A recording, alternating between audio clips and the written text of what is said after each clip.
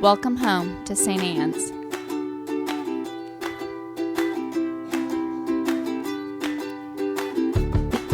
We want you to know that you're welcome to join us at 10 a.m. on Sundays. Please be sure to hit subscribe to receive our sermons. We can't wait to meet you. Oof, that's a rough gospel, isn't it? And possibly a little bit confusing. Am I the only one confused? It's probably time for me to go become a barista. If I'm the only one confused, I can pull a good shot. Perfect crema. Got it. All right, so let's talk about it. Because I think this is a very confusing passage, potentially. And I'll give you a little secret. It's supposed to be. I know, this is one of those Jesus thinking that Jesus is funny. But it's been a long time and we don't realize that Jesus is being funny, you know? So here's the thing that you've got to know about Jesus. Jesus is sarcastic. He's funny. Sometimes we don't catch it because, you see, we're kind of far removed. We're a few years past Jesus' time. We don't joke necessarily in the same way, and we're in a completely different culture. So sometimes we don't catch the jokes of that culture either.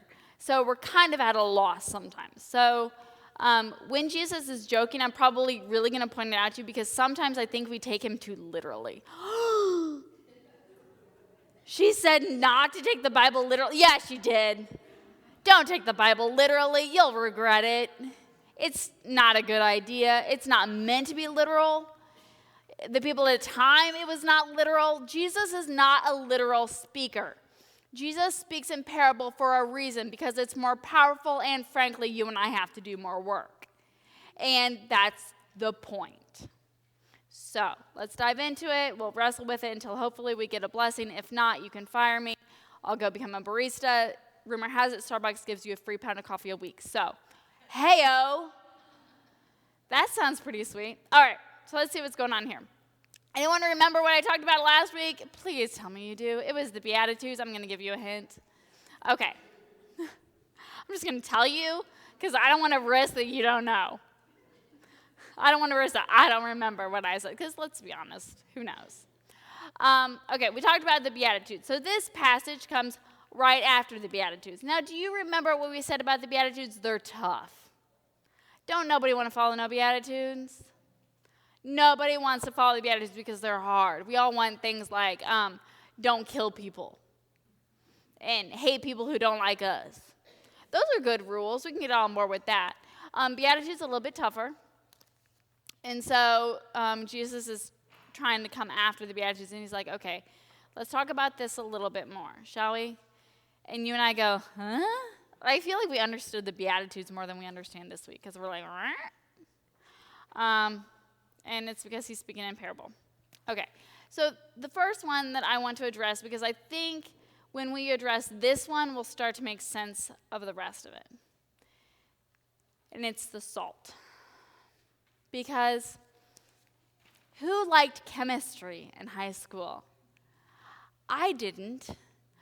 Yeah, Robert did. He would. Nope, chemistry was rough for me, okay? See, I live in the humanities world. Yeah. No, science and math are not my world. I think they're interesting. No, I don't think math is interesting at all. That's not true. I think science is really interesting, but I'm not, I don't get it, right? Okay, so we're just going to say that right now. Who here knows the chemical makeup of salt? NaCl. It is one of the most stable compounds in our world. Like one of the top 4, I think. It's super, super stable. Turns out those two chemicals, those two little things, they really like each other. Their bond is pretty strong. Salt, very, very, very, very stable compound. It doesn't lose its saltiness. It doesn't happen. It's not a thing. Jesus knows it's not a thing. Do we all know that it's not a thing? Do we get that Jesus is being sarcastic here? Okay. Something else you have to know about salt at this time period. It's worth a lot of money. Because salt is one of the most important compounds. Because salt changes everything around it. Because remember, what did I say about salt? It's highly stable. Say it's highly stable, Meg. It's a compound that doesn't fall apart. Right? So yes, Meg. Yes. Okay. You're like, please become a barista and save us. Okay, so it's very, very stable compound. It gets along. It does not lose its saltiness. It changes everything around it. That's what's fascinating about salt. Other stuff doesn't change salt. Salt changes everything else around it.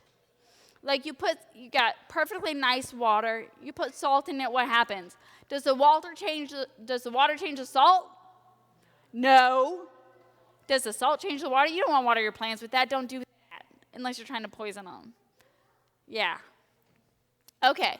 So does everybody know what armies at this time might do if they're trying to annihilate an area? They salt the earth. Yes. Listen, I got this. Don't ask me about the chemistry. Your history question, she's there. Yes, you salt the earth. Because does the earth change the salt? No. Does the salt change the earth? You can't do anything with that stuff for a really, really long time. Because it poisons it. It changes everything around it. That is what salt does. Okay, so here's the deal. If you and I are the salt of the earth, does the world change us? Or do we change the world around us? And you and I are but one little tiny speck of salt. Yeah, we are. One little tiny speck of salt. Does the world change us? Or do we go out there and change the world? We take those beatitudes, those things that are uncomfortable, and we go out and we change the world with them. Because you want to know what? The world doesn't like the beatitudes. And frankly, let's be real, you and I don't like them all the time either because, they're uncomfortable, right? I know. But you and I are called to be little tiny specks of salt who are not changed by the world, but we are called to go out into the world. Because here's the other thing. This Christians sometimes like to do. We like to separate ourselves, right? We like to close ourselves off and be like, oh, that world out there, it's a bad place. So we're all going to stay together, and we're not going to change, but we're going to live in this little cluster of ourselves, right? That's safe. Because let's be honest, actually, no, we don't all agree in here at all. In fact, if two of you agree in here, I'd be shocked. But and there are some Christian communities where they all agree. This ain't one of them, but there are some. But we're not called to do that. And that is the urge.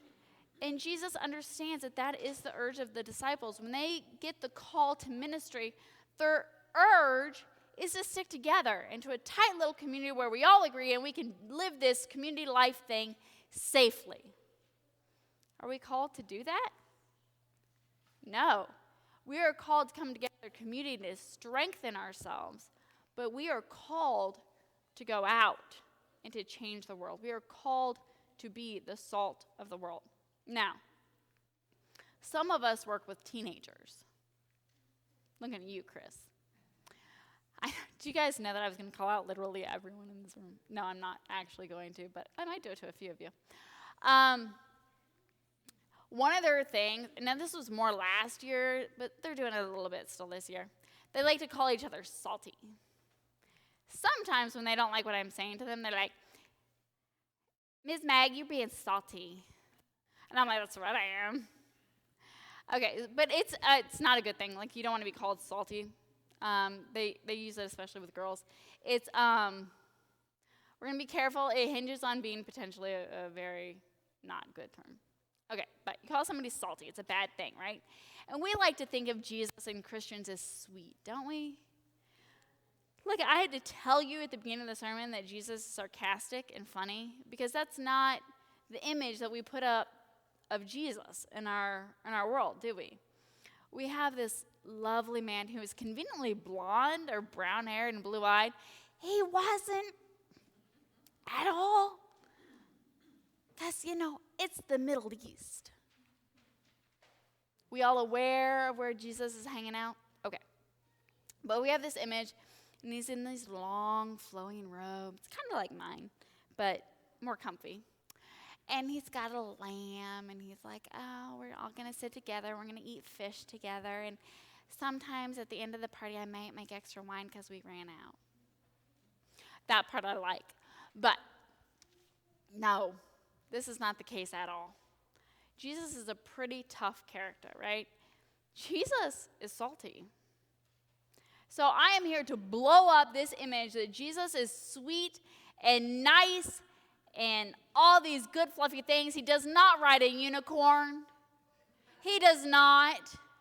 He's not coming down out of rainbows and fluffiness. He's not. He doesn't serve cotton candy. He serves the good wine at the end of the party. Okay, so this is the Jesus that we're talking about, right? And here's what we need to hear today. We are called to be the same.